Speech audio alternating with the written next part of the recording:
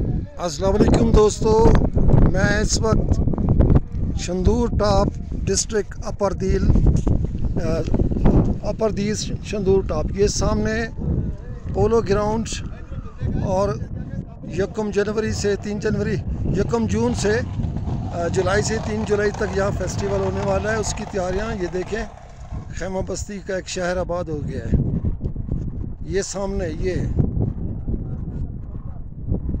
ये polo ground, stadium भी आप इसे कह सकते हैं, स्टेडियम। ये सारी इमारत, ये देखिए,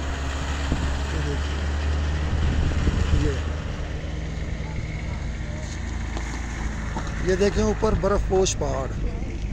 इधर कल ही बर्फबारी हुई है, आज 22 जून है, रात इधर बर्फबारी हुई है। इस वक्त धूप निकली हुई है शानदार, लेकिन मौसम इंतहाई ठंडा। आप देखिए, एंजॉय कीजिए, आइए देखिए प्यारा पाकिस्तान।